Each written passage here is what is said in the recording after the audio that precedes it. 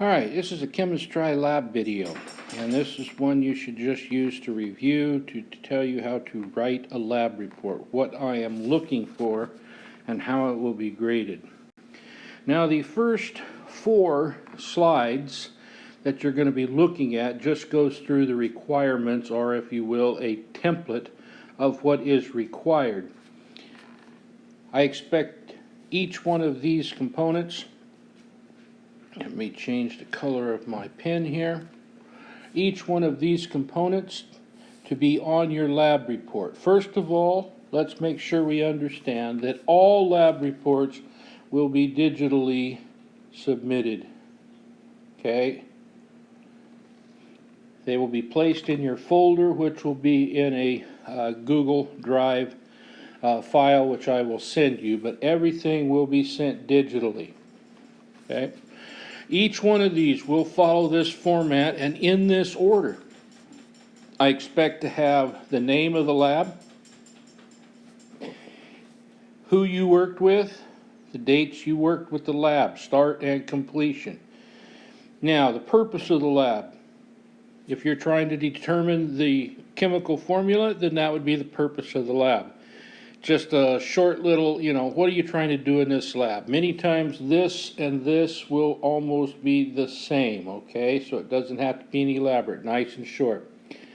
The experimental strategy. This is a short little determination, a short little statement that's going to tell me that you understand how you're going to do this lab, that you're going to get the results you want. Your calculations, what law are you trying to use? What's the theory you're trying to use to do this? And then, of course, the pre-lab questions, okay?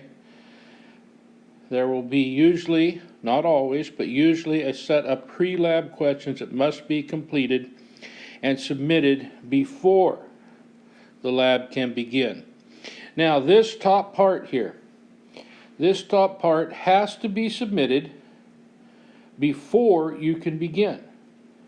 So I, may not check all the time, but it could be that I'm looking at in your digital file before you come into class to start that lab day, and I'm looking to see, did you get these answered and are they correct? I may make you go back and redo these. But this top part here, all of this area down to here, has to be done and set up before the lab begins. Okay? Now, lab safety. This is basically going to be when we're using strong chemicals. I may say no lab safety on this lab report, but if not, then you need to put the lab safety in there, and there's an example here pretty soon. Now, materials and procedures are never put in a lab report unless I'm making you do a full, complete lab report. Usually we only do one, and that's at the end of the year after the AP exam. Then you will write up all materials and procedures for a formal lab report to practice on what they're going to want you to do in college. Otherwise, I never expect to see these. All you would do if you wanted to put materials and procedures there, you would just say see lab handout, okay? Now, the data analysis. Data analysis and your conclusion statement, this is where the grade comes from. Okay, this is the bulk of the points. If it's a 50-point lab, I'm going to make sure that between this and the conclusion, which is the next one, is where all of those points come from. The upper part's only going to be worth about 10 points. You want to do the upper part, 10 to 15 points out of 50, and skip that, that's fine. But you need to make sure that you get your data analysis. I want to see the calculations, and I want to see any graphs if you're required to graph, okay? So make sure you follow these items, the title and stuff, all that's required for the graph and everything, when we're required to do that. The conclusion is usually going to be a CER statement. I will put this in some type of question where you can write a CER statement. We should already have gone over this. If not, make sure you come in and ask questions. But we go over what is a CER statement and how do we write those up at the very start of the year.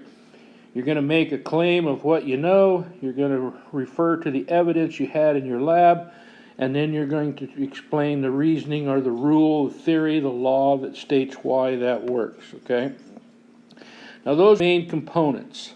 Now here, these next ones, which I'm just going to flip through real quick, is just a sample lab write-up that I created. As you can see, Joe Schmo, Victoria Knows It All, and David the Kim God are the ones that did this, okay? And they were just doing a titration lab, which is the second lab that we do at the start of the year. This is what a safety and data section would look like if we were using chemicals, and I required it, okay? But since they were using sodium hydroxide and hydrochloric acid, those are, strong, toxic and caustic chemicals, so we required that, okay? But this is what it would look like. We go into the second part of the lab write-up, and you've got your data analysis, that they had their data table here, the information that they got. They show their calculations, which are showing that they're using from their data up here and calculating out what their unknown molarity is. And then, of course, if you're doing a titration, you're usually always going to have a graph. Make sure that you understand that all graphs must have a title. Both the X and Y axis must be labeled, and you must have some type of line that goes through there. Sometimes we will use an X and double X graph, which would have a different format, but we'll have a little video on that when we get there. You do not have to have all of your data points listed in here if you don't want, okay? But you do have to have a graph, and the graph has to be big enough that it fits at least on half a page, okay, in your lab write-up. I don't want tiny little graphs that I can't quite see. The conclusion is a very simple setup, but as you can see, they state right off the bat the concentration of the unknown hydrochloric acid was found to be 0.1. Okay, there's our CER statement. We've made our claim. We used evidence of how we got that claim, and then we determined, and the rules and stuff that we got that. So that would be a CER statement on this particular one here. Now there's basically, two type of lab formats that we're going to use, and as I told you a minute ago, the full lab report, which I usually do not require. So this one here is probably only once, maybe twice a year, and that's the most. We're going to use most of the time the quick lab or the basic lab, okay? And a quick lab will only be your setup, okay, and your data analysis. I won't even expect you to give me a conclusion. A basic lab write-up would give me all of it except for the materials and procedures, okay, so you'd have the rest of that. Now, if you want to know how things are scored, this last slide here gives you an indication, okay, of if it's a quick lab or a basic lab setup. This is what the points are for each one of those, okay? And NA means it's not applicable. I'm not even looking for it, okay? But as you can see, most of the points, if I decide that you do not have to do a safety on this lab, these 10 points here are going to be added down in here to get that going. So this is what you're going to be looking for. Pre-lab questions, which are at the top of the lab write-up, those have to be done just to be able to start the lab, okay? That's like your key that says I have read something and I've got it done and I understand what I'm doing. So all your lab write-ups will be graded according to this format. Make sure you pay attention to the last rubric.